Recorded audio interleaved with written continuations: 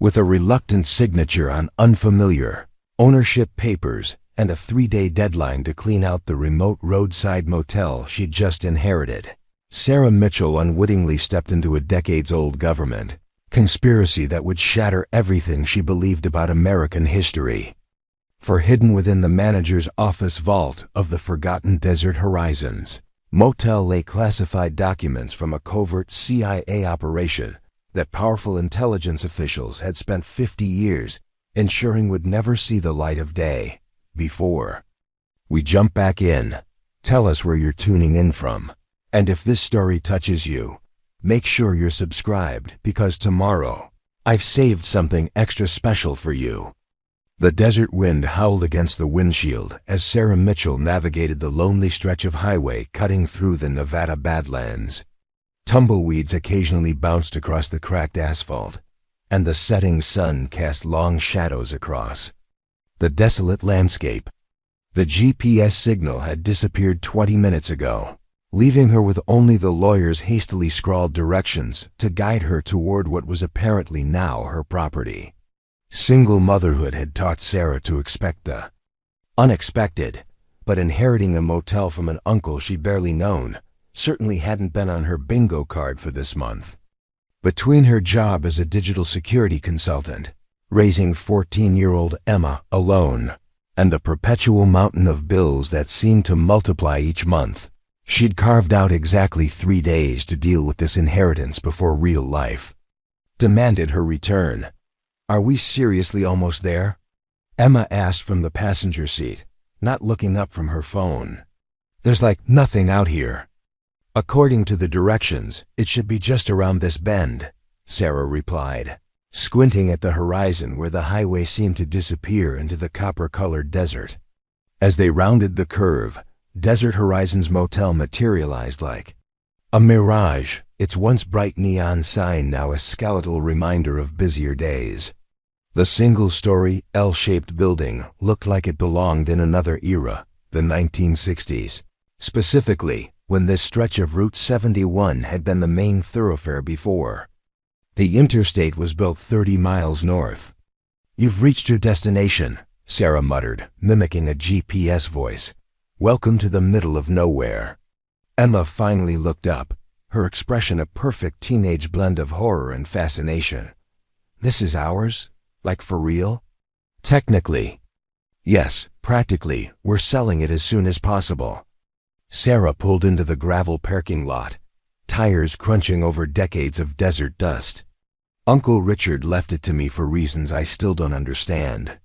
The motel sat eerily silent, a row of 12 rooms with faded turquoise doors stretching. Along the front, the manager's office anchoring one end. A swimming pool, long since drained, formed a concrete depression behind the building. Despite its state of disrepair, there was something oddly preserved about the place, as if time had simply stopped here when the interstate diverted traffic away decades ago. "I didn't even know you had an Uncle Richard," Emma said, gathering her backpack as they parked in front of the office. "That makes 2 of us," Sarah replied. "Mom mentioned him maybe twice my entire childhood. Some kind of falling out with the family before I was born. He was her half-brother, lived out here, managing this place for almost 50 years. The call from the lawyer 3 days ago had been surprisingly brief. Your Uncle Richard Mitchell has passed away. Despite your minimal contact, he's named you sole beneficiary of his estate, which includes the Desert Horizons Motel and its contents. The property requires immediate attention." When Sarah had asked why her, of all people, the lawyer had simply said, "Mr. Mitchell's instructions were quite specific. He said you'd understand when you arrived." But standing now in the dusty parking lot, understanding felt very far away. Sarah retrieved the keys from the lockbox the lawyer had described, the metal hot from baking in the desert sun. "According to Mr. Gonzalez, the electricity and water are still connected. Basic utilities were maintained through a trust Richard set up. Weird that he'd pay to keep utilities on in an abandoned motel," Emma observed, showing more perception than most 14-year-olds. Just another item for the growing list of things that don't make sense about this situation. Sarah agreed, approaching the office door. The key turned with surprising ease in the lock, and the door swung open with a creak that seemed straight out of a horror movie. Emma grabbed her mother's arm. "Tell me again why we couldn't just let the lawyer handle this," she whispered. "Because according to the will, I need to personally inspect the property and contents before any decisions are made," Sarah replied, stepping inside. "Besides, the lawyer said there might be items of significant personal value that I'd want to claim before liquidating the estate." The smell hit them first: dust, old paper, and something else. Something chemical that Sarah couldn't quite identify. She fumbled for a light switch, surprised when the overhead fluorescence flickered to life, illuminating a perfectly preserved slice of Cold War Americana. The office looked like a museum exhibit: wood-paneled walls, a vintage reception, desk with a rotary phone, metal filing cabinets, and a wall of mailboxes for rooms that hadn't hosted guests in decades. Everything was covered in a fine layer of dust, but otherwise undisturbed, as if Uncle Richard had simply stepped out for lunch rather than passed away after a lengthy illness in a Veterans Affairs hospital 50 miles away. Preparing and narrating. This story took us a lot of time, so if you are enjoying it, subscribe to our channel. It means a lot to us. Now back to the story. "This is seriously creepy," Emma said, trailing her finger through the dust on the counter. "It's like a time capsule." 3 days isn't going to cut it," Sarah sighed, surveying the office. "There's no way we can sort through everything and prepare it for sale that quickly.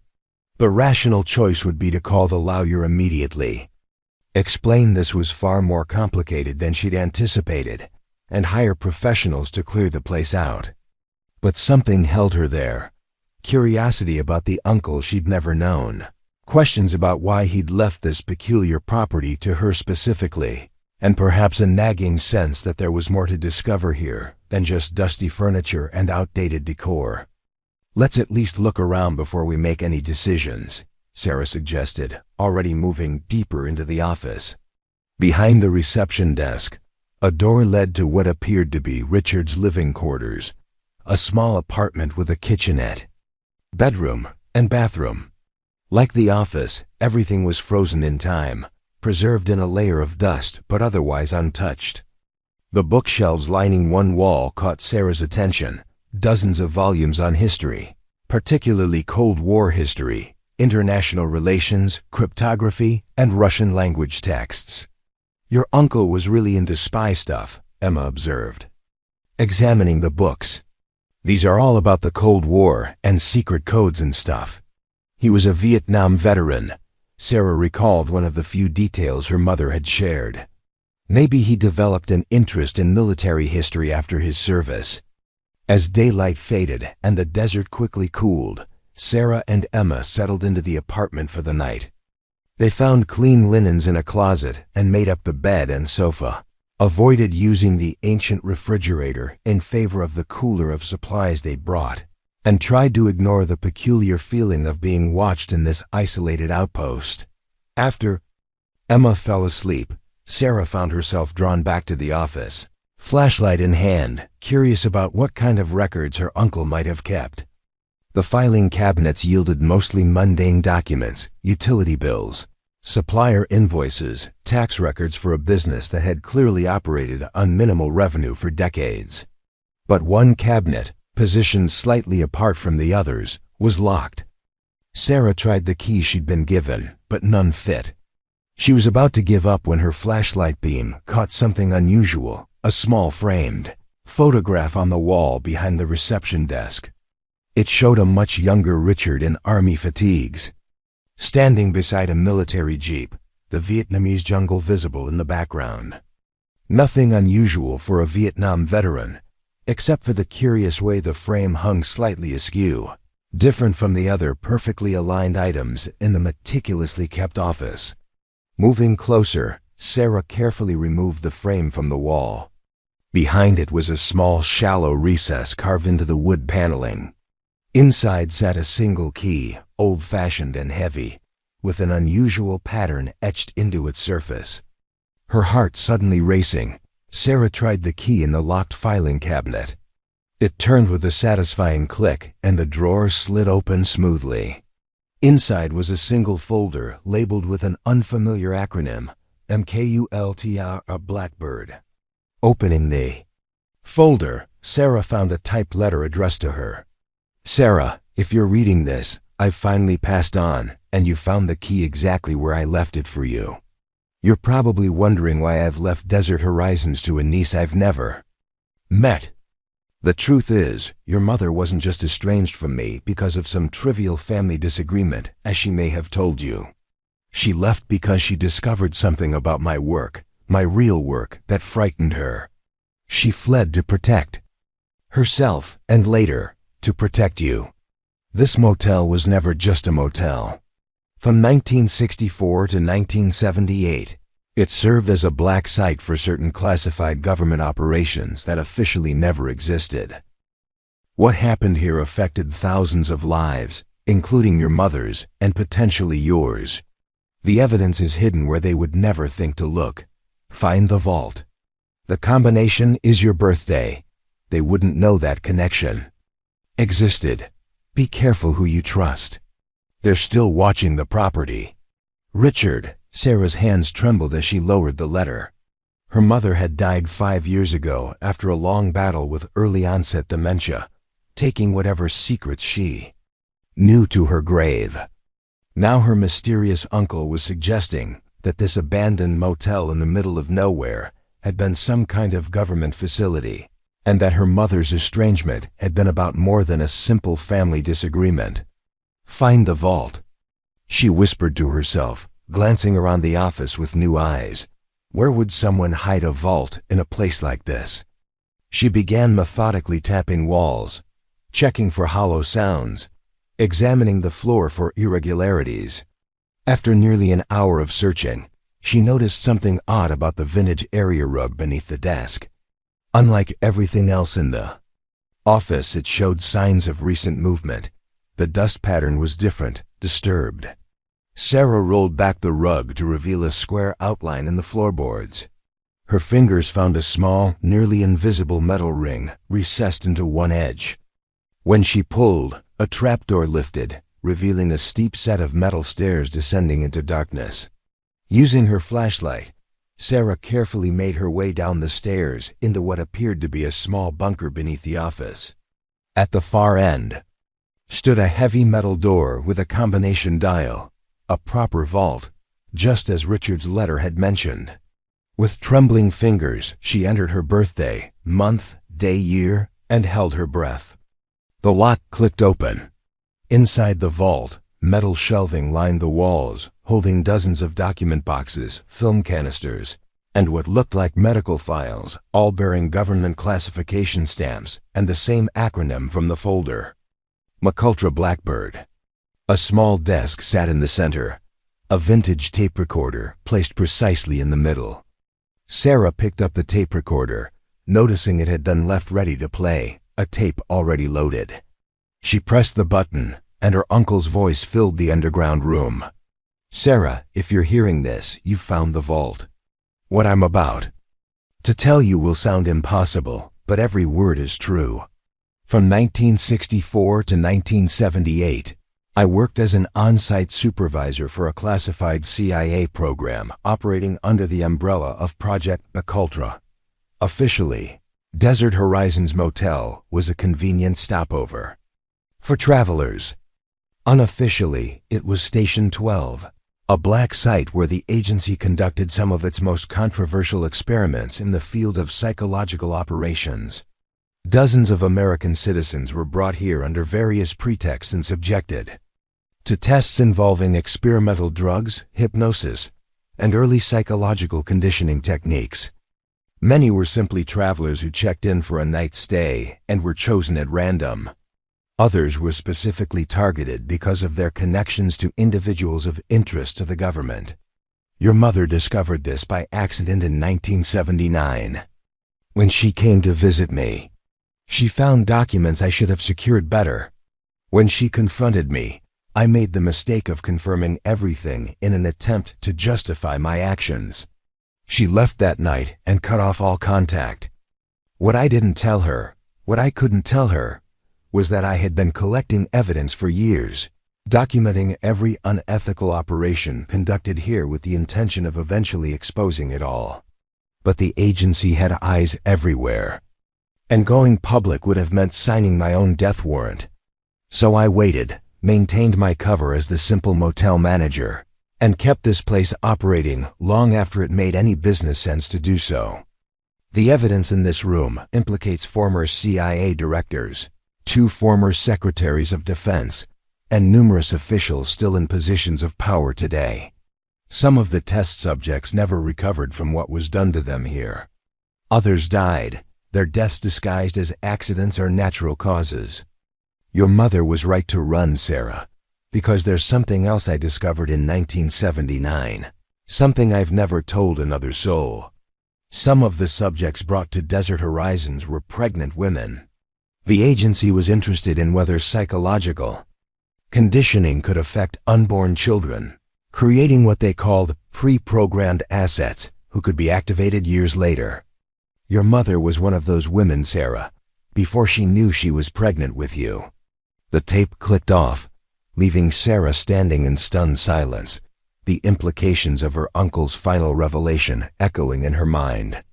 If what Richard claimed was true, she had been an unwitting subject of CIA experiments before she was even born, and powerful people would want that information to remain buried forever.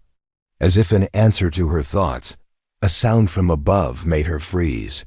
The unmistakable crunch of tires on gravel in the parking lot. Someone had arrived at the Desert Horizons Motel, and Sarah somehow knew it wasn't a lost traveler looking for directions. She quickly gathered Richard's letter and several files that looked particularly important, tucking them into her shirt. As she closed the vault and hurried up the stairs, she could hear car doors slamming and footsteps approaching the office. Sarah barely had time to replace the rug over the trapdoor before the office door swung open. 2 men in dark suits stood. In the doorway, their expressions impossible to read in the shadowy light. The taller one spoke first. "Ms. Mitchell, we're with the government. We understand you've recently inherited this property. We need to discuss some classified matters related to its former operations." Heart pounding, Sarah straightened up, mind racing to process everything she'd just learned while formulating a response that wouldn't reveal she knew anything at all. Whatever secrets lay in the vault beneath her feet, she now understood why.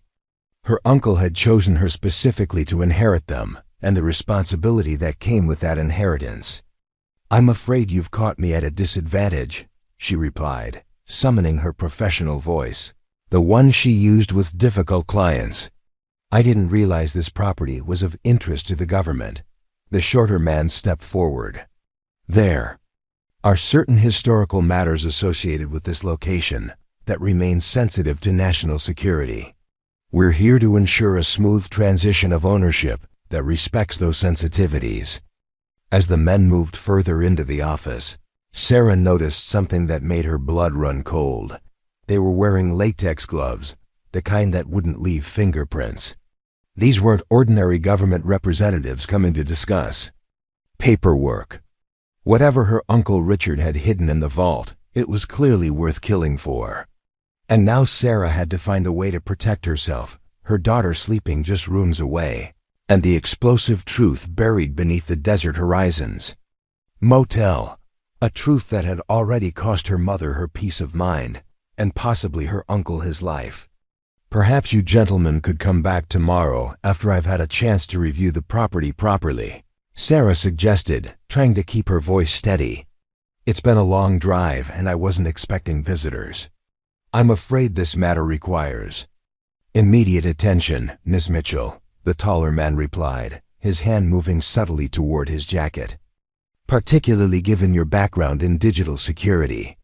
We have reason to believe your uncle may have left certain sensitive materials in your possession."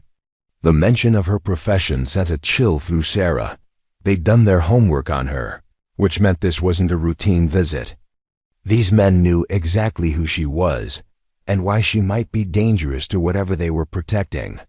"My uncle left me a rundown motel," Sarah said carefully. "I haven't found anything else of significance." The shorter man's smile didn't reach. His eyes, "Then you won't mind if we have a look around?" "For national security purposes." Before Sarah could respond, a voice came from the doorway to the apartment. "Mom? What's going on?" Emma stood there, sleepy-eyed and confused, looking between her mother and the two strangers. The men exchanged glances, and Sarah saw something dangerous flash in their eyes. Calculation, recalibration. The presence of a child complicated things. "Nothing to worry about, sweetheart," Sarah said, managing to keep her voice calm despite the terror gripping her. "These gentlemen were just leaving. They came to the wrong address." The taller man's expression hardened. "Ms. Mitchell, I strongly advise cooperation in this matter, for everyone's safety." The threat was unmistakable. In that moment, Sarah understood what her uncle had spent decades preparing for, and why. He'd chosen her specifically as his heir. As a digital security specialist, she knew how to protect information, how systems could be compromised, and most importantly, how information could be leveraged as protection. "Emma, get your phone," Sarah said calmly, never taking her eyes off the men. "Call Mr. Gonzalez, the lawyer. His number is in my contacts." "That won't be necessary," the shorter man said quickly. "We can resolve this privately." Sarah's mind raced through options. These men clearly weren't expecting witnesses or complications. They had come expecting to find a confused inheritor who knew nothing about the property's history, someone they could easily intimidate or silence if necessary. Instead, they had found Sarah, and now Emma, a complication they hadn't anticipated. "I think you'll find it is necessary," Sarah replied, an idea forming. "You see, I've already found my uncle's records. Quite thorough, weren't they? Names, dates, subjects, results, all documented meticulously. Richard was nothing if not detail-oriented." The men tensed visibly, and Sarah knew she'd struck a nerve. "But the most interesting thing," she continued, improvising rapidly, "is that he didn't just keep those records here. As someone who understood information security, he distributed copies. Digital copies, accessible via deadman switches set to release if anything happens to me or my daughter." It was a bluff. Sarah hadn't had time to review any of the files in detail, let alone distribute them. But it was a bluff based on exactly what she would have done in Richard's position. And from the books on his shelves, her uncle had been well versed in information security concepts. "You're lying," the taller man said, but uncertainty had crept into his voice. "Am I?" My uncle had 50 years to prepare for this moment. 50 years to ensure that if anything happened to him, or to me, everything would be exposed. Sarah moved to stand between the men and Emma. "Now I suggest you leave before my daughter finishes that call, and we can arrange a more official discussion about the history of this property through proper channels." The men exchanged looks again, clearly reassessing their approach. Whatever they had planned for tonight, Sarah's claim of distributed evidence had thrown a wrench into it. "This isn't over, Ms. Mitchell," the taller man said finally. "We'll be in touch through official channels, as you suggest." "I look forward to it," Sarah replied, maintaining her composure until the men backed out of the office and returned to their unmarked black sedan. Only when the sound of their engine had faded into the distance did Sarah allow herself to breathe, pulling Emma into a tight hug. "Mom, who are those guys? What's going on?" Emma asked, her voice muffled against Sarah's shoulder. "I'm not entirely sure yet," Sarah answered truthfully. "But I think Uncle Richard left us something a lot more complicated than just a motel." As the desert night closed in around the isolated building, Sarah Mitchell realized that what had begun as a simple property inheritance had become something far more dangerous and important. Whatever secrets lay in the vault beneath the Desert Horizons Motel, they were now her responsibility, a legacy that powerful people had spent decades trying to keep buried. And somehow, she needed to find a way to protect those secrets, understand their significance, and determine what to do with the explosive truth her uncle had entrusted to her, all while keeping herself and Emma safe from people who had already demonstrated they would go to extreme lengths to maintain their cover-up. The inheritance she had reluctantly accepted just days ago had become a mission she never asked for but couldn't ignore. For within those classified files lay the truth about government operations that had affected countless lives, including, possibly, her own. Sarah wasted no time gathering the most crucial files from the vault. With trembling hands, she selected documents with the highest classification levels, focusing on those mentioning Blackbird and any materials referencing pregnant subjects. Each folder she opened revealed more disturbing details about experiments conducted under the seemingly innocent roof of Desert Horizons Motel. "We need to leave," she told Emma, who was hurriedly packing their overnight bags. "Those men will be back, probably with reinforcements." "Who were they, Mom, really?" Emma asked, her teenage bravado failing to mask her fear. Sarah hesitated, weighing how much to tell her daughter. "They're government agents of some kind, but not the kind that play by the rules.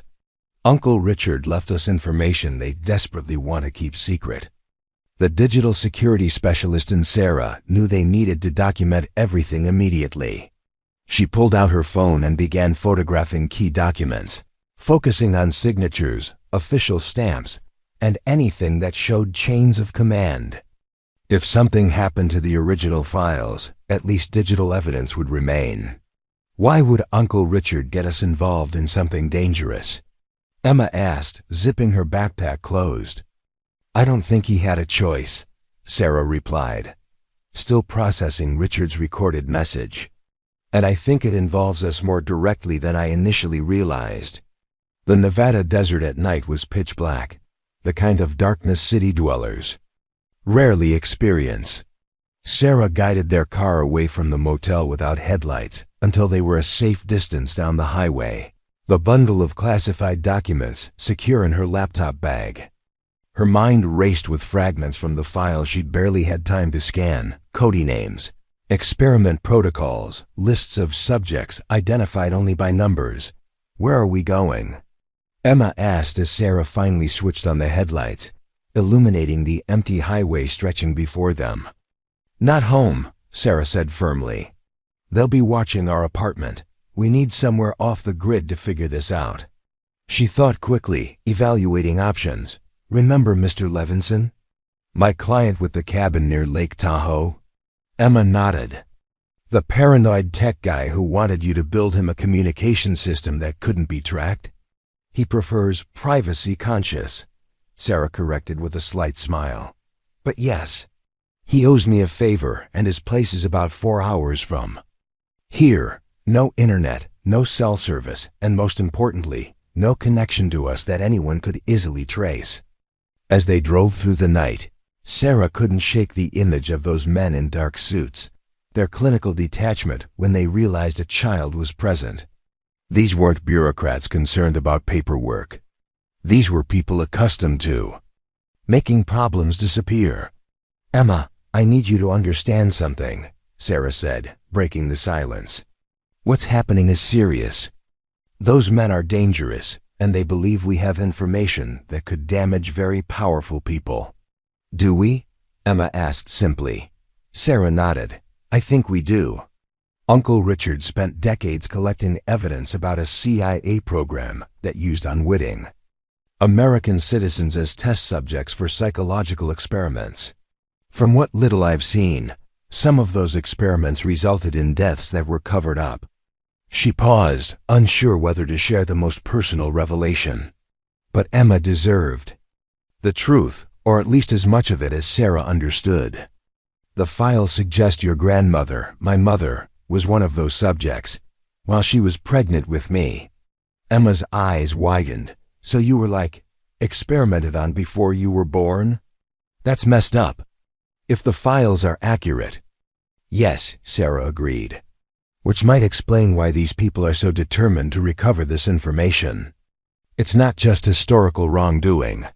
Some of the people involved could still be in positions of power today. The realization struck Sarah with new clarity. This wasn't just about covering up past mistakes. The techniques developed at places like Desert Horizons might still be in active use, potentially evolved into more sophisticated methods of psychological manipulation. And if Emma's grandmother had been a subject, what might that mean for genetic impacts across generations? Dawn was breaking as they reached the turnoff for Lake Tahoe, following a winding forest road to a secluded cabin nestled among towering pines. Mr. Levinson, true to his paranoid reputation, had installed a sophisticated security system that alerted him to their arrival before they'd even parked. Sarah Mitchell, he greeted them at the door, a tall man with wild gray hair and penetrating eyes. Your message said it was urgent. It is, Sarah confirmed. We need somewhere off the grid for a few days. I can explain, but first I need your word this stays between us. Levinson studied her face. You look like you've seen ghosts. Come in. The cabin was spacious but sparse, solar-powered, with its own well, and furnished with only the essentials. The main living area was dominated by an old wooden table where Levinson had arranged various radio equipment. Ham radio, he explained, noticing Emma's curious glance. Still the most reliable communication method when everything else fails. Once Emma was settled in a guest room, catching up on missed sleep, Sarah spread the stolen files across Levinson's table. The retired tech executive whistled softly as she explained her inheritance and the events of the past 24 hours. McUltra, he murmured, examining a document header. That program was partially exposed in the Church Committee hearings in the 70s, but the CIA admitted they destroyed most records before investigators could see them. If these are authentic, you're holding documents that officially don't exist anymore. Sarah pointed to the Blackbird designation. This seems to have been a specific operation within the larger program. From what I can gather, it focused on prenatal and early childhood conditioning. They believed they could create some kind of psychological sleeper agents by exposing fetuses to certain chemical compounds, then implanting triggering mechanisms that could be activated decades later. Levinson's expression darkened. And your mother was part of this? Sarah nodded, showing him the file she'd found with her mother's maiden name. According to this, she was Subject 37A. They administered compounds to her during her first trimester, disguised as prenatal vitamins. During what she thought was a routine check-in at a roadside motel during a trip across Nevada in 1979. That fits the McUltra methodology, Levinson confirmed. They often used unwitting subjects in seemingly mundane settings. Hotels, hospitals, college campuses, anywhere they could observe reactions without raising suspicions. He paused. And you believe your uncle was involved? He was the on-site supervisor, Sarah said quietly. But according to his message, he was gathering evidence to eventually expose it all. That's why he maintained the motel all these years, to preserve the evidence and keep the site under his control. Levinson adjusted his glasses, examining a particular document more closely. These signatures. I recognize some of these names. This one was Deputy Director of Operations until just a few years ago. And this one still sits on the National Security Council. Sarah felt a chill, which explains why they're so desperate to recover these files. What's your plan?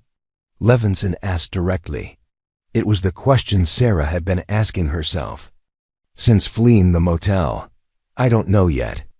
Going public seems dangerous. They discredit the files as forgeries, discredit me as unstable, maybe worse. Going to law enforcement seems equally risky given the names involved. These people have had 50 years to perfect their cover-up. Levinson considered this. You need leverage and protection. Information this explosive is both a danger and a shield. That's why I bluffed about having distributed copies, Sarah explained. It bought us time, but they'll figure out soon enough that I was lying. Then we need to make it not a lie, Levinson said simply. My background is in data security. We need to create deadman switches, encrypted files stored on secure servers that will automatically release if you don't check in regularly. For the next several hours, they worked together to digitize and encrypt the most damning documents. Using Levinson's satellite connection, bounced through multiple proxies, they uploaded encrypted files to servers in different countries, each requiring a unique password that only Sarah would know. This buys you protection, Levinson explained as they finished. If anything happens to you or Emma, these files go public automatically, but it's only a defensive measure. You still need to decide what to do with the information. Sarah rubbed her tired eyes. First, I need to understand exactly what they did to my mother and potentially to me. There's a file mentioned repeatedly that I haven't found yet, something called Monarch Protocol. It seems to detail the actual conditioning, techniques, and activation triggers. If that's still at the motel, retrieving it will be dangerous, Levinson warned. They're almost certainly watching the place now. I know, Sarah agreed. But there's someone who might be able to help us understand what we already have. She pointed to a name that appeared repeatedly in the files, Dr. Elizabeth Chun, a research psychologist who had worked on the Blackbird project as a junior scientist. According to personnel files, Dr. Chun had left the program in 1975, her departure marked as resignation under protest. If she opposed what was happening, she might be willing to help us, Sarah reasoned. And according to these records, she's still alive teaching at Berkeley. Levinson looked skeptical. Approaching anyone connected to the program is risky. She could alert them immediately.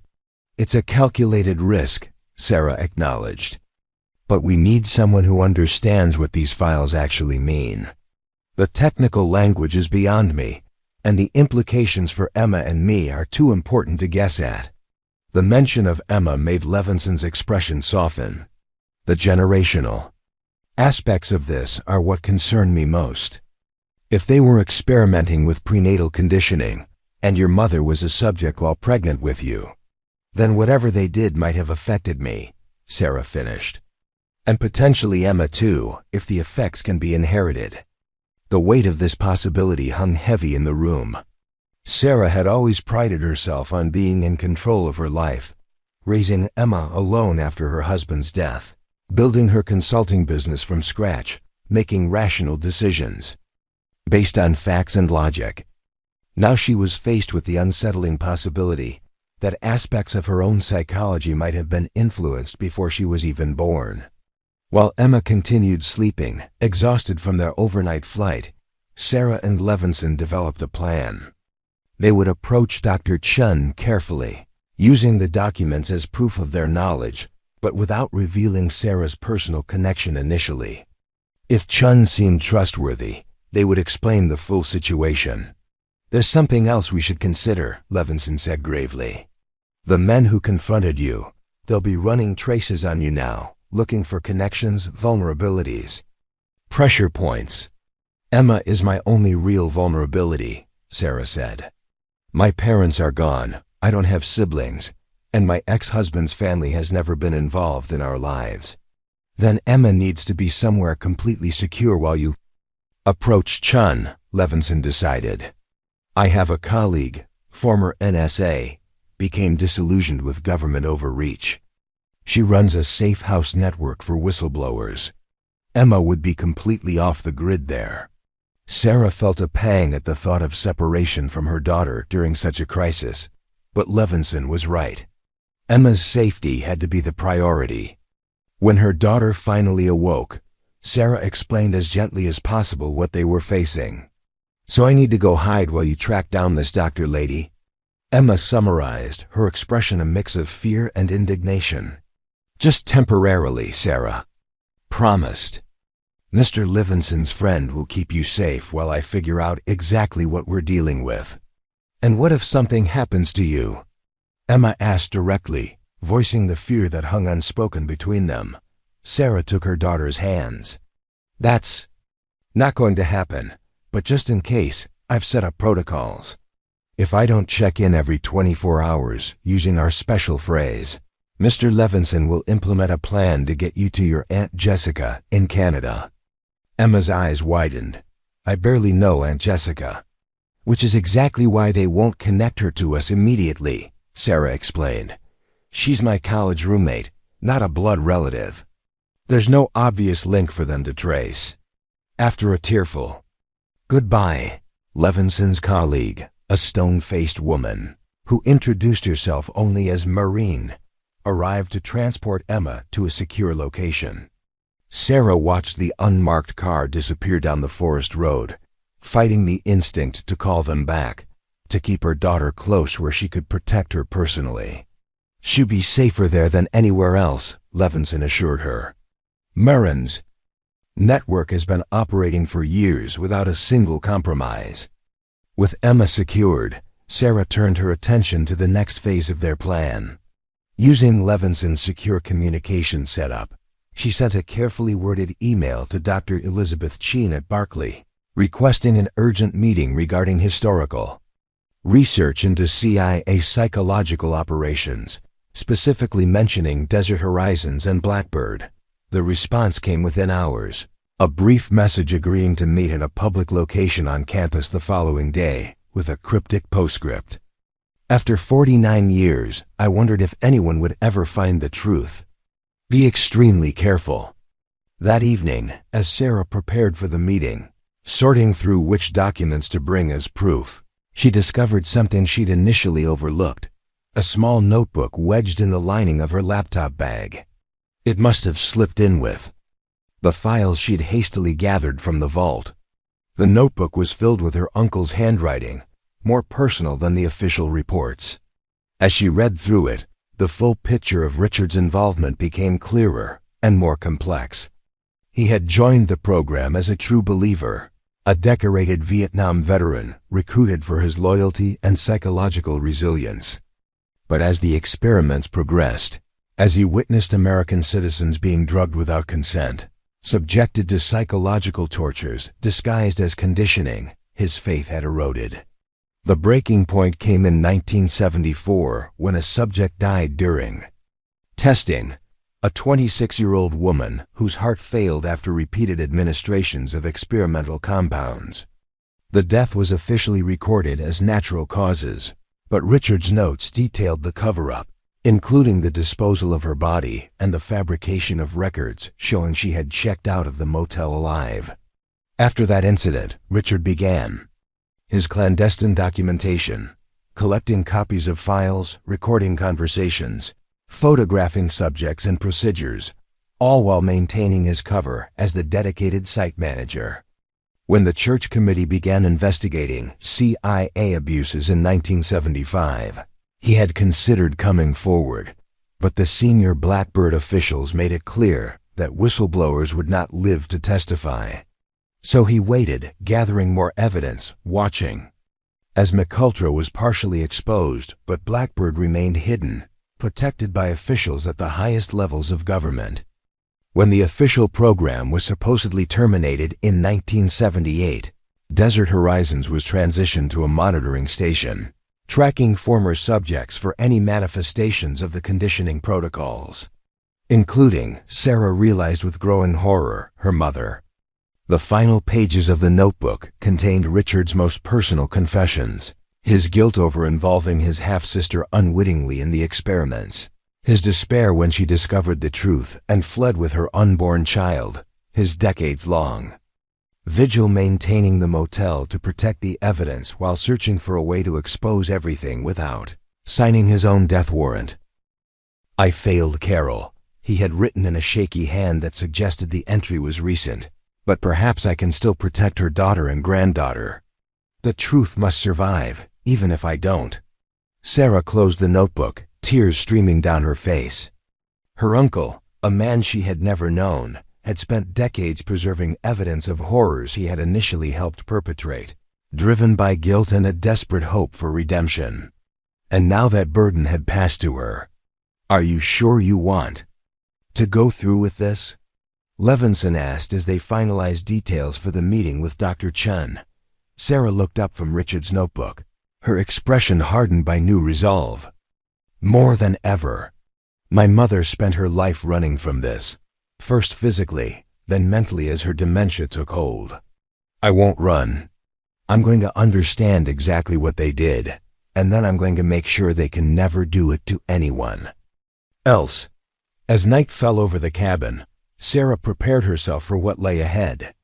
The meeting with Dr. Chun represented her first offensive move in a game with rules. She was still learning and against adversaries who had been playing for decades. The stakes couldn't be higher, not just her safety and Emma's, but potentially the exposure of one of the darkest chapters in American intelligence history. The inheritance that had seemed like an inconvenience just days ago had transformed into a mission with profound personal implications.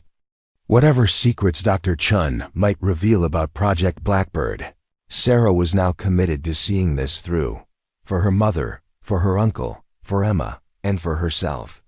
As she carefully selected which documents to bring to the meeting, Sarah remembered her uncle's words from the recorded message. "Your mother was right to run." Perhaps that had been true in 1979, but in 2023, with the resources and skills at her disposal, Sarah Mitchell wasn't running. She was preparing to confront the legacy of Desert Horizon's Motel head-on, whatever the cost. The Berkeley campus hummed with ordinary academic life, students hurrying between classes, professors clutching coffee cups, tour groups snapping photos of the historic buildings. Amidst this mundane activity, Sarah Mitchell sat on a bench near the psychology building, a nondescript woman in business casual attire who could have been a visiting lecturer or a graduate student's parent. No one would have guessed she carried classified CIA documents in her messenger bag, or that she was preparing to confront a former government scientist about illegal human experimentation. Dr. Elizabeth Chen arrived precisely at 2 o'clock, just as they had arranged. Despite being in her 70s, she moved with the purposeful stride of someone half her age. Her silver hair was cut in a precise bob, her attire simple but elegant. She spotted Sarah immediately and approached without hesitation. "Ms. Mitchell," she said, her voice soft but clear, "I suggest we walk. Movement makes surveillance more difficult." Without waiting for a response, Dr. Chun set off along a tree-lined path that wound around the campus periphery. Sarah fell into step beside her. "Your email mentioned Desert Horizons and Blackbird," Chun said after they had walked in silence for several minutes. "Those are names I haven't heard spoken aloud in nearly 5 decades. How did you come across them?" "My uncle was Richard Mitchell," Sarah replied, watching Chun's face carefully. "He left me the motel and everything in it when he died last month." Chun stopped abruptly, genuine shock breaking through her composed exterior. "Richard is dead? I hadn't heard." "You knew him?" Sarah asked, surprised by the personal reaction. "We worked together for 11 years, Chun confirmed, resuming their walk at a slower pace. "He was complicated. Initially a true believer in the program, later something else entirely." She gave Sarah a penetrating look. "How much do you know?" Instead of answering directly, Sarah reached into her bag and withdrew a single document. Chun's resignation letter from 1975, marked classified and bearing her signature. "I know that you left the program under protest after the death of a subject," Sarah said quietly. "I know Blackbird was focused on prenatal and early childhood conditioning. And I know my mother was subject 37A, exposed to experimental compounds. While pregnant with me," Chun's composure faltered again. She guided them to a secluded bench partly hidden by ornamental shrubs. "I need to see what you have," she said, her professional detachment giving way to intensity. "All of it." Sarah hesitated. "How do I know I can trust you?" "You don't," Chun acknowledged. But consider this. I've spent 49 years waiting for someone to uncover what happened at Desert Horizons. I've lived with the knowledge that I participated in something unconscionable, something that violated every ethical principle of my profession. That knowledge has shaped every decision I've made since walking away. She met Sarah's gaze directly. If I wanted to alert the people who ran Blackbird, I could have done so immediately after receiving your email. After a moment's consideration, Sarah opened her bag wider, revealing a selection of the files she'd brought. She examined them with the practiced efficiency of someone who had once known these documents intimately, her finger tracing along signatures and code names. "Richard preserved everything," she murmured, almost to herself, "just as he promised he would." "You knew he was collecting evidence?" Chun nodded. "After Jessica Winters died, the subject whose death prompted my resignation, Richard, approached me privately. He admitted he'd been documenting everything and planned to continue. He asked me to leave rather than become complicit in the cover-up." Her expression darkened. "He said he needed people on the outside who knew the truth in case something happened to him." "What exactly was Blackbird?" Sarah pressed. "The files describe experiments, but I don't fully understand what they were trying to achieve." Chun took a deep breath, looking around to ensure no one was within earshot. Blackbird grew out of earlier amacultura experiments, focused on mind control and behavior modification. But where those earlier programs used direct methods, drugs, hypnosis, sensory deprivation minus Blackbird explored whether psychological conditioning could be transferred genetically or implemented prenatally. "You mean they wanted to create people who were born pre-programmed?" Sarah asked, the implications making her skin crawl. "Essentially, yes. The theory was that certain compounds administered during pregnancy would make the developing brain more receptive to subliminal conditioning.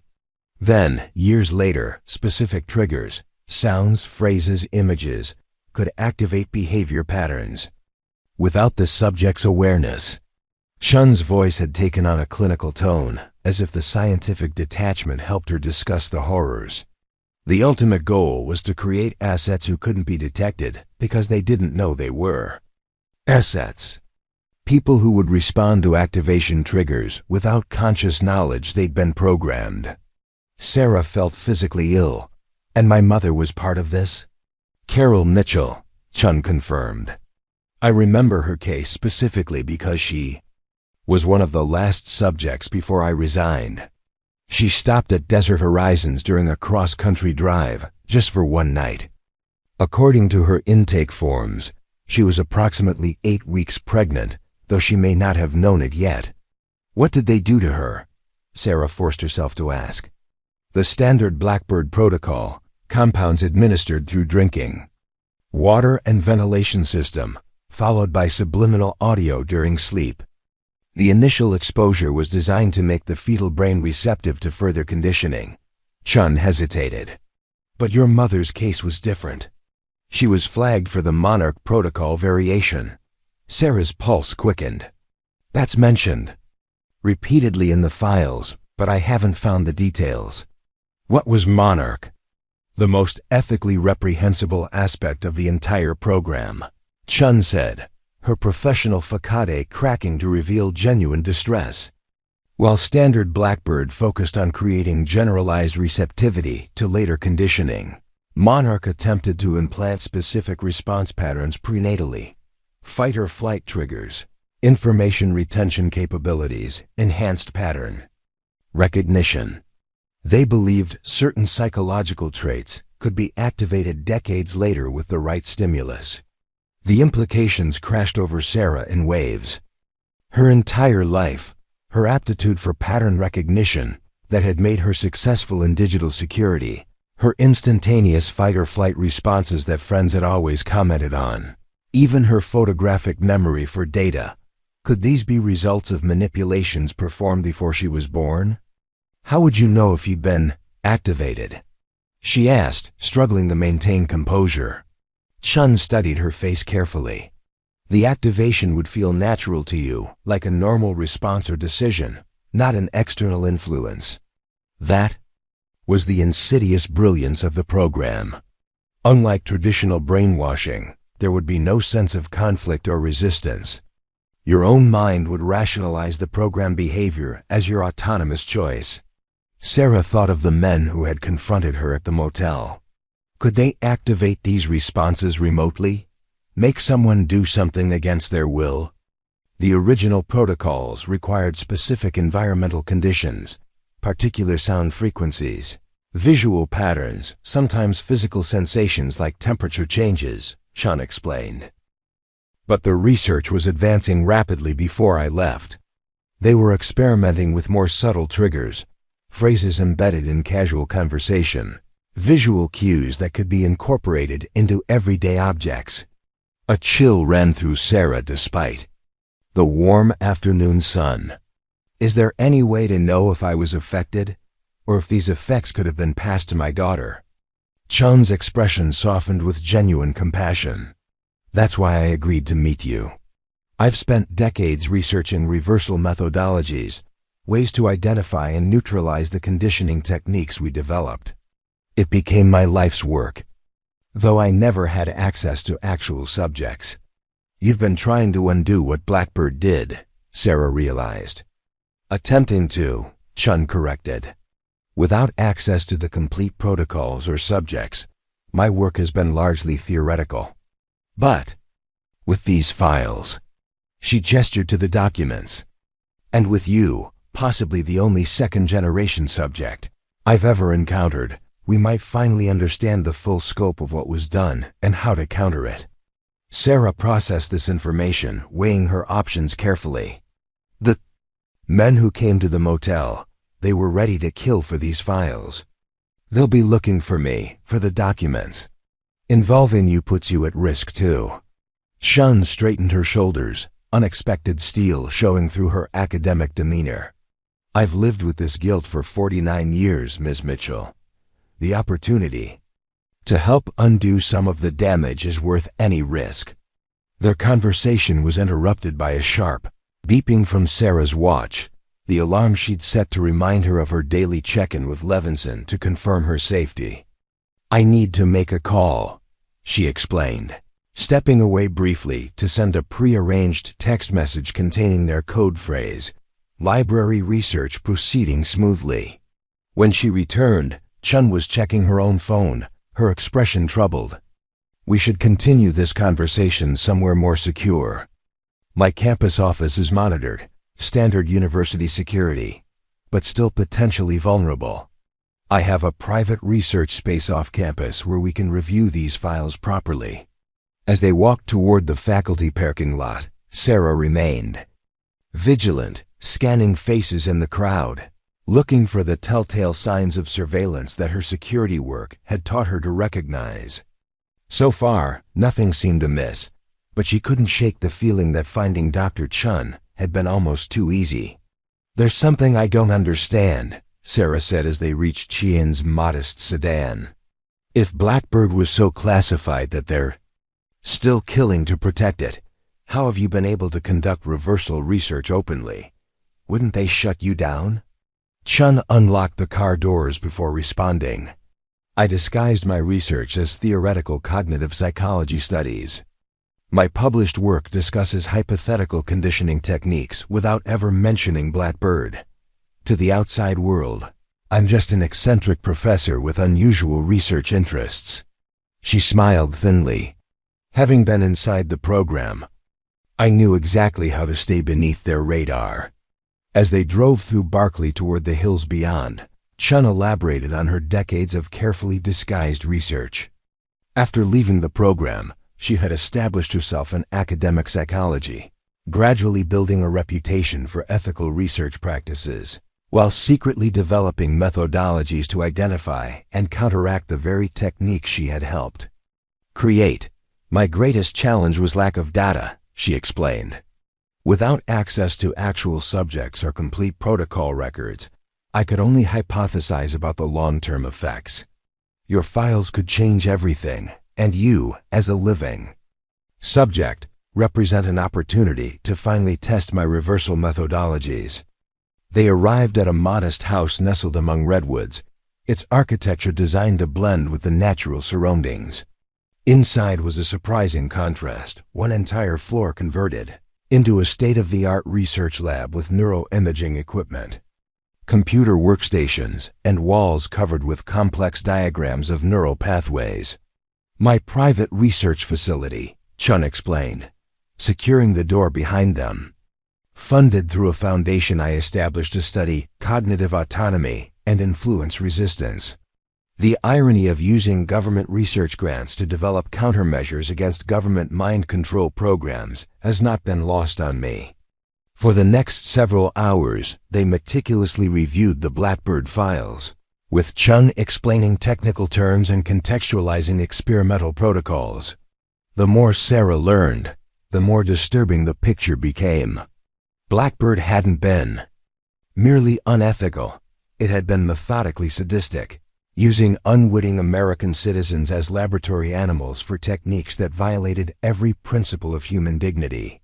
"This explains so much about my mother," Sarah said quietly as they examined Carol Mitchell's subject file.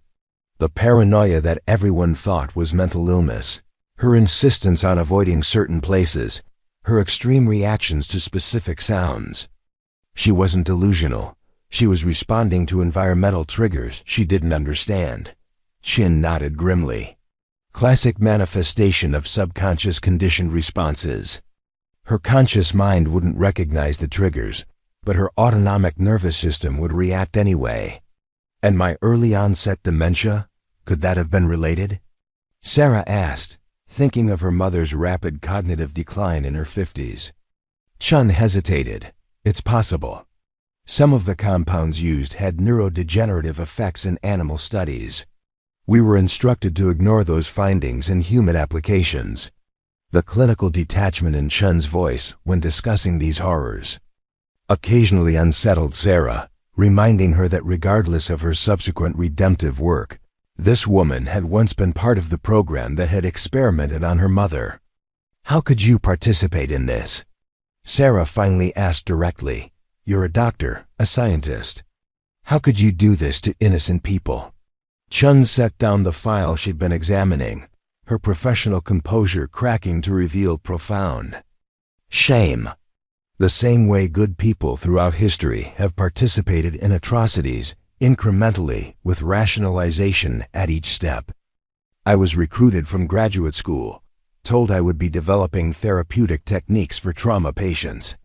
The classified nature was explained as necessary for national security. She removed her glasses, suddenly looking much older. By the time I realized what we were actually doing, I was already compartmentalized within the program. They showed us falsified ethics approvals, told us the subjects had given consent for advanced therapeutic interventions. When I began questioning procedures, they reminded me I'd signed the National Security Act and that prison awaited anyone who breached confidentiality. "But you eventually left," Sarah acknowledged. "After Jessica Winters died," Chun confirmed. "She was 26, a photographer traveling cross-country for a magazine assignment. During her third exposure session, her heart simply stopped. I was monitoring her vitals and watched it happen in real time. Her voice had dropped almost to a whisper. The program director ordered her body removed and records altered to show she had checked out normally. That night, Richard approached me, showed me evidence he'd been collecting. He said if I stayed, I would eventually become like them. The next day, I submitted my resignation." This glimpse of humanity, of moral awakening, softened Sarah's judgment somewhat. Chun had made unforgivable choices, but had spent half a century working to atone for them. As evening approached, they reached the most crucial file, the complete Monarch protocol that detailed the specific conditioning applied to Carol Mitchell and by extension to her unborn daughter. "This explains your exceptional pattern recognition abilities," Chun noted, reading through the technical specifications. The compounds were designed to enhance neural connectivity in regions associated with information processing. "But there's something else here." She turned the page, her expression growing troubled. A fail-safe protocol incorporated into the monarch subjects. What kind of fail-safe? Sarah asked, dread building. A self-termination response, Chun said gravely. Triggered by a specific phrase combined with a visual cue. If activated, it would compel the subject to remove themselves as a security risk. The implication was clear. Sarah had been pre-programmed with a suicide trigger, a kill switch that could be activated by someone who knew the proper combination. Can it be neutralized? Sarah asked, fighting to keep her voice steady. Theoretically, yes. If we can identify the specific trigger sequence, I can design a counter-conditioning protocol. Chun was already making notes, fully in her element now that they were dealing with concrete neurological problems rather than ethical abstractions. We'll need to map your neural responses to potential trigger combinations. Sarah checked her. Watch nearly time for her next check-in with Levinson. I should call my contact first. Let them know I'll be staying here. As she stepped into the hallway to make the call, Sarah heard a sound that made her blood run cold. The distinctive click of a gun being cocked, followed by Chun's voice, suddenly transformed from collaborative to commanding. That won't be necessary, Miss Mitchell. Your check-in has already been handled. Sarah turned slowly to find Chun holding a small pistol with the practiced grip of someone familiar with firearms, not the academic she had presented herself as. Behind her stood one of the men from the motel, his expression coldly triumphant. You're working with them, Sarah said, the betrayal hitting her like a physical blow. This whole time. Not exactly, Chun replied, her demeanor completely altered. I left the program, just as I told you. But I never stopped believing in its necessity. The techniques we developed were crucial for national security. Your uncle's misguided crusade threatened to destroy decades of valuable research and compromise ongoing operations. The man stepped forward. Dr. Chun contacted us immediately after your email. We've been monitoring your conversation since you arrived on campus. Sarah's mind raced, recalculating everything. Chun's eagerness to help, her convenient off-campus research facility, her detailed knowledge of the Blackbird protocols. It hadn't been the result of decades of redemptive research. She had remained connected to the program all along. What happens now? Sarah asked, playing for time while searching for any possible escape route. You'll be taken to a secure facility, Chun explained with clinical detachment. Your knowledge of Blackbird makes you a security risk, but your unique status as a second-generation subject makes you invaluable for ongoing research. And Emma? Sarah demanded, fear for her daughter overriding concern for herself. Your daughter will be located and brought into protective custody, the man replied smoothly. Her third-generation status presents unprecedented research possibilities. Sarah felt sick at the implication. Emma being subjected to the same kind of experimentation, treated as a research specimen rather than a human being. Everything she had learned about Blackbird, everything she had discovered about her own possible conditioning, crystallized into a single, overwhelming imperative. Emma must be protected at all costs. You'll never find her, Sarah said with more confidence than she felt. She's completely off the grid with people you can't trace. Chun smiled thinly. We have resources you can't imagine, Miss Mitchell, but there's an easier solution. She held up a small card with a pattern of colored shapes on one side. You're going to tell us exactly where Emma is. In fact, you're going to want to tell us. With growing horror, Sarah recognized what was happening. Chun was attempting to activate a conditioning trigger, to use the very programming Blackbird had implanted to turn Sarah against her own daughter. But in that moment of realization came another, more powerful understanding. Knowledge was protection. Unlike her mother, who had fled in terror without fully comprehending what had been done to her, Sarah now understood the mechanisms of her own potential conditioning. And with understanding came the possibility of resistance. Chun began to recite a series of seemingly random words while holding up the card, a passphrase designed to activate deeply buried programming. Sarah felt a momentary disorientation, a strange compulsion to respond with information about Emma's whereabouts. But armed with her new knowledge of how the triggers worked, she was able to recognize the artificial nature of the impulse. This wasn't her autonomous decision. This was external manipulation attempting to override her will. With that recognition came the power to resist. Subject appears resistant to initial trigger sequence, Chun noted clinically, watching Sarah's face for reactions. Implementing secondary protocol. The man stepped forward, producing a small device that emitted a low-frequency hum just at the edge of Sarah's hearing range. The sound created an immediate feeling of nausea and disorientation, clearly designed to weaken her mental defenses against the conditioning. But Sarah had one advantage they couldn't have anticipated. Her lifetime of working with digital security systems had trained her to recognize and counteract influence techniques. Just as she helped clients protect their systems against social engineering attacks, she now turned those same analytical skills inward, recognizing the manipulation attempt for what it was. Remarkable, Chun murmured, noticing Sarah's continued resistance. The second-generation conditioning appears to have developed unexpected resilience. She adjusted the settings on the device, increase amplitude by 30%. The discomfort intensified, but Sarah remained focused on a single thought: Emma, not as a location to be revealed, but as her anchor to her authentic self. She visualized her daughter's face, recalled the weight of infant Emma in her arms, remembered teaching her to ride a bike, genuine memories that belonged to her alone, untainted by any external programming. This is taking too long, the man said impatiently. We need to move her before the missed check-in alerts her contacts. Chun frowned. The resistance is unexpected. We may need to employ chemical assistance. As they briefly conferred, Sarah assessed her situation with cold precision. The hallway offered no immediate escape route. Chun stood between her and the front door, while the man blocked access to the research area.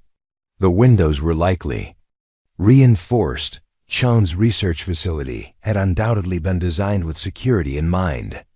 Then Sarah spotted something on Chun's desk, her own phone, left there when they had begun reviewing the files. If she could reach it, trigger the emergency protocol she'd established with Levinson. Prepare the sedative, Chun instructed the man, who reached into his jacket pocket. In that moment of divided attention, Sarah made her move.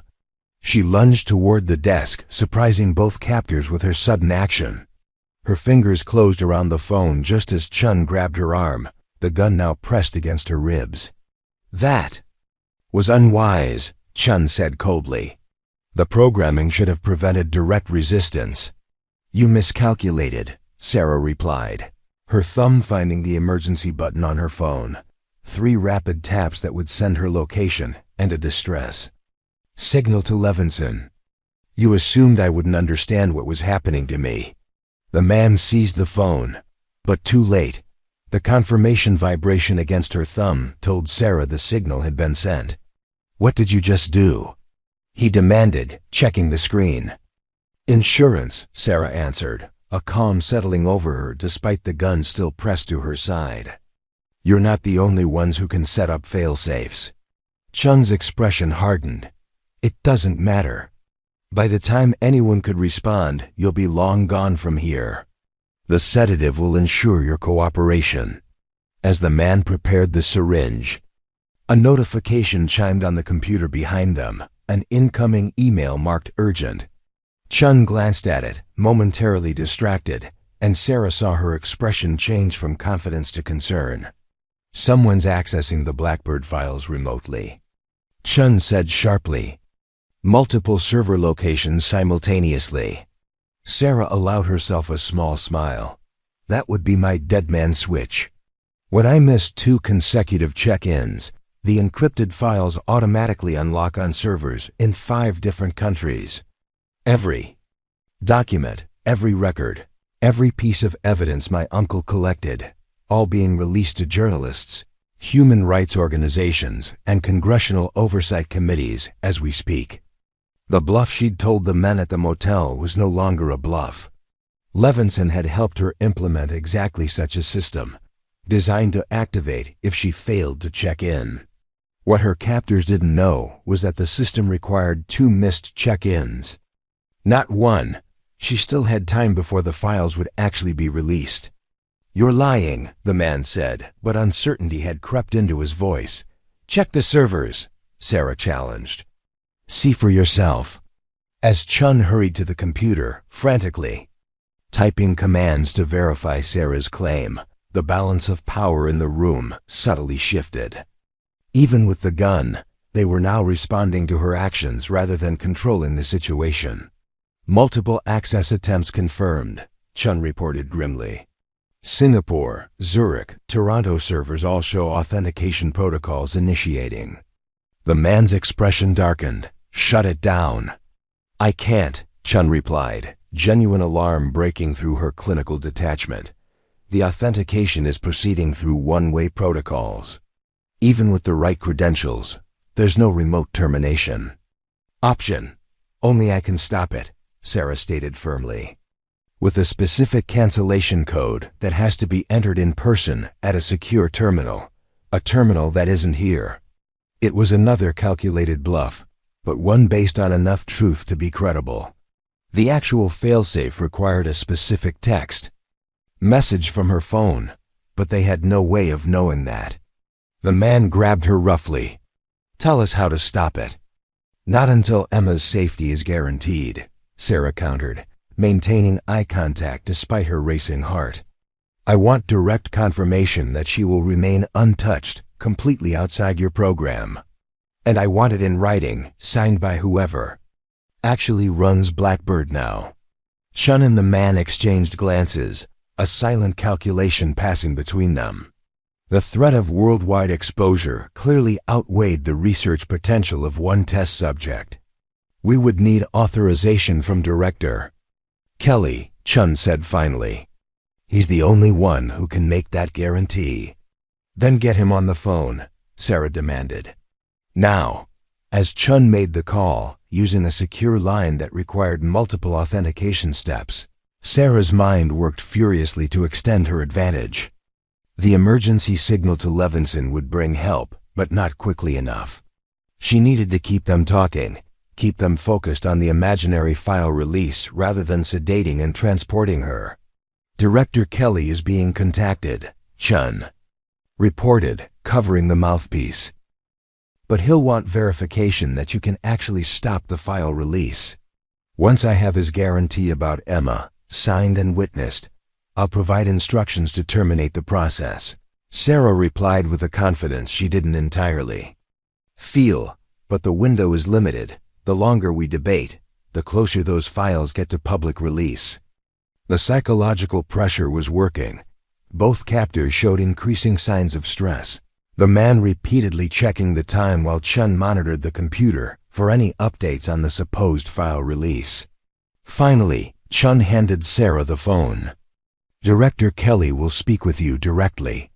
The voice on the line was calm, authoritative, and chillingly remorseless, the voice of someone accustomed to making life-or-death decisions without moral hesitation.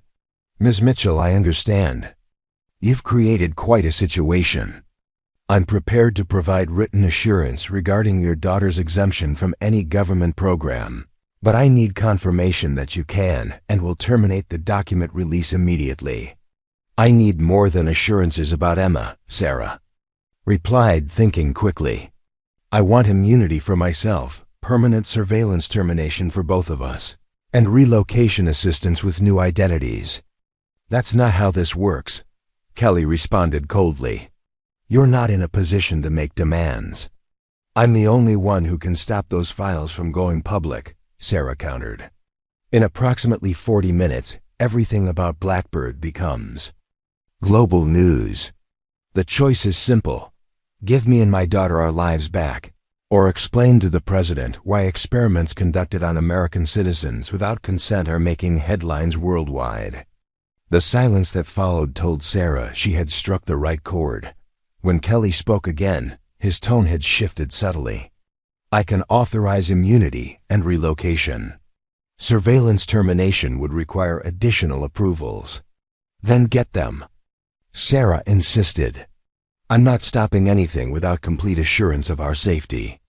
As the negotiation continued, Sarah noticed something through the window, a flash of movement in the tree line bordering Chun's property, then another, more deliberate this time. Someone was approaching the house under cover of the surrounding forest. Keeping her expression neutral, Sarah focused on extending the conversation with Kelly, requesting specific guarantees and clarifications while watching the peripheral movement outside. Chun remained fixated on the computer, monitoring for signs of the impending file release, while the man divided his attention between Sarah and the ongoing phone call. Neither of them noticed when a small cylindrical object was tossed through the partially open window of the adjacent room. Sarah did. I'll need these guarantees delivered here in person, she was saying to Kelly when the flashbang grenade detonated. The explosion of light and sound was disorienting, even though Sarah had anticipated it. Chun and the man were completely unprepared. Chun dropped the phone and covered her ears, while the man staggered against the wall, momentarily blinded. In the chaos that followed, the front door burst open and 3 figures in tactical gear stormed in. Sarah recognized Levinson among them, alongside 2 individuals whose military precision marked them as professionals. Down on the ground, weapons down. One of them shouted as the other quickly disarmed Chun and the man. Levinson rushed to Sarah. Are you hurt? I'm fine, she assured him, the relief making her knees weak. How did you find me? Your emergency signal included GPS coordinates, he explained, helping her to a chair. I activated my contingency plan, friends who owe me favors from my NSA days. The tactical team efficiently secured Chun and the man, using zip ties to restrain them while conducting a sweep of the remaining rooms to ensure no other threats were present. Perfect timing, Sarah said, glancing at her watch. Another 10 minutes and I might have run out of things to negotiate for. Your bluff about the files was inspired, Levinson noted. Watching them panic about an imminent global release while the actual Deadman switch was still hours from activation. Sarah's expression turned serious. It's not a bluff anymore. We need to release everything, all of it immediately. They know about Emma, and they won't stop looking for her. Levinson nodded grimly. I anticipated you might decide that. Everything's prepared, one confirmation code, and it all goes public. Sarah hesitated only briefly before making the decision. Do it. Release everything except the specific details about me and Emma. Those stay protected. As Levinson used his secure phone to initiate the actual file release, Sarah approached their captives. Chun glared up at her with a mixture of professional frustration and grudging respect. You've just compromised 50 years of national security. Work, Chun said bitterly. No, Sarah corrected her. I've exposed 50 years of illegal human experimentation conducted against American citizens without their knowledge or consent. There's a difference. The man remained silent, his training evidently including protocols for capture situations. But Chun was still operating under the conviction that her work had been justified. The techniques we developed saved lives. She insisted, prevented attacks, secured American interests worldwide. At what cost? Sarah challenged. How many Jessica Winters died for your greater good? How many lives were destroyed? How many people like my mother spent their lives running from something they didn't understand? Chun had no answer for that. Within the hour, news alerts began appearing on Levinson's secure phone. The first journalists were beginning to review the Blackbird files. By morning, the story would be global, the decades-long conspiracy exposed to public scrutiny. What happens now? Sarah asked as they prepared to leave, the tactical team having secured Chun and the man for transport to a secure location, where they would be held until federal authorities could be properly briefed. Now we implement the second phase of the contingency plan, Levinson explained. My contacts have arranged secure transport to reunite you with Emma. From there, you'll both be moved to a safe location until the full implications of the file release can be assessed. And after that? Sarah pressed, suddenly uncertain about the future she had created with her decision to expose everything. Levinson's expression softened. After that, you rebuild. On your terms, not theirs. The truth about Blackbird will create shockwaves through the intelligence community, congressional investigations, probably criminal proceedings against those responsible. But it also creates space for healing, for you, for other victims who never knew why they experienced certain symptoms or compulsions. As they drove away from Chun's property, Sarah found herself reflecting on the extraordinary journey that had begun with a reluctant inheritance just days earlier. The abandoned motel that had seemed like an inconvenience had instead become the catalyst for exposing one of the darkest chapters in American intelligence history. More personally, it had given her something she hadn't realized she needed: understanding. The patterns in her own psychology, the inexplicable talents and tendencies that had shaped her life, even her mother's descent into paranoia and eventual dementia, all of it now had context, explanation, meaning. 3 days later, Sarah sat on the deck of a lakeside cabin in northern Michigan, watching Emma skip stones across the still water. Their reunion had been emotional.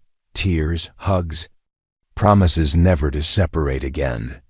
Now they were settling into a strange new normal, waiting for the full impact of the Blackbird revelations to unfold across the national consciousness. Are we ever going back home? Emma asked, returning to sit beside her mother. Not to our old home, Sarah admitted, but we'll create a new one. Somewhere we can start fresh. Emma was quiet for a moment, processing this with the remarkable resilience of youth. Because of what they did to Grandma, and to you? Sarah had explained. Everything in age-appropriate terms. The experiments, the conditioning, the decades-long cover-up. Emma deserved to understand why their lives had been upended, even if the full horror of Blackbird would wait until she was older. Partly, Sarah acknowledged, but also because we have an opportunity now to help others who were affected. The files your great-uncle preserved have identified hundreds of other subjects across multiple generations. Many of them still don't know what was done to them. The revelation had created a sense of purpose that transcended Sarah's initial focus on protection and escape. With Blackbird exposed, with congressional hearings already being scheduled and Justice Department investigations launching, the next crucial step was helping those who had been victimized, people like her mother, who had lived and died without understanding why certain patterns dominated their lives. I think that's why Uncle Richard left you the motel, Emma observed with the startling insight she occasionally displayed. He knew you'd understand the files because of your security work, but also because you'd care about helping the people who were hurt. Sarah smiled, struck by her daughter's perception. I think you're right. He couldn't expose everything himself. They were watching him too closely. But he prepared everything so that when the time came, someone else could finish what he started. As evening approached, Sarah received a secure call from Levinson with updates on the national response to the Blackbird revelations.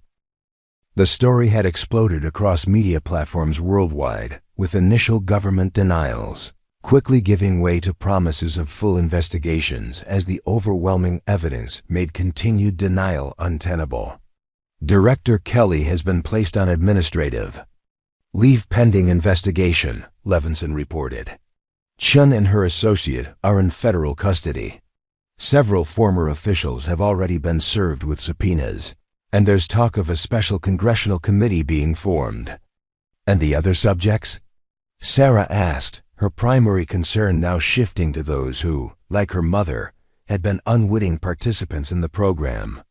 "That's the most promising development," Levinson said, his tone lightening. "The Justice Department has established a task force specifically to identify and contact all living subjects or their descendants. They're bringing in trauma specialists, psychologists, medical experts, creating a comprehensive support system."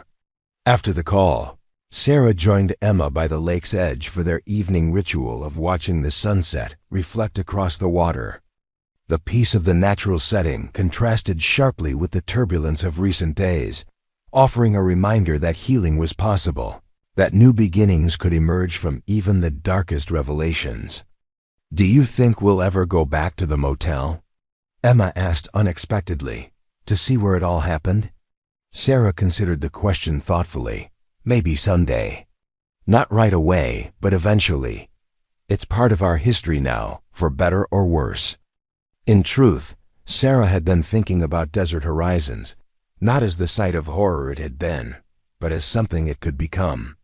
Perhaps when the investigations were complete and justice had been served, the remote motel could be transformed into a memorial and education center, a place where the story of Blackbird could be told, where the importance of ethical boundaries in government research could be emphasized for future generations. The inheritance that had initially seemed like a burden had transformed into something far more meaningful, a legacy of truth that, however painful, offered the possibility of healing for hundreds of families who had been affected by blackbirds. Richard Mitchell had preserved the evidence not just to expose wrongdoing, but to create the possibility of restoration. As darkness fell over the lake, Sarah put her arm around Emma's shoulders, drawing strength from the simple human connection that no government program could override or control. Whatever conditioning might exist within her own neural pathways, whatever triggers might have been implanted before her birth, the love she felt for her daughter was authentically hers, a truth more powerful than any programming. The journey ahead would not be easy. There would be testimony to give, medical evaluations to undergo, a new life to construct away from the identities they had known. But for the first time since discovering the vault beneath the Desert Horizons Motel, Sarah felt something beyond fear and determination. She felt hope. The hidden vault that had preserved evidence of humanity's darkest capabilities had also, paradoxically, created the opportunity for its noblest response: accountability, justice, healing. The secret room that changed everything had indeed transformed their lives, but not in the way those who created Blackbird could ever have anticipated. It had transformed darkness into light, secrecy into truth, isolation into community. And in doing so, it had converted an inheritance of horror into a legacy of healing, not just for Sarah and Emma, but for all those whose lives had been shadowed by operations conducted in the hidden rooms of remote desert motels, now finally exposed to the cleansing power of sunlight and truth. Up next, you've got two more standout stories right on your screen. If this one hit the mark, you won't want to pass these up. Just click and check them out.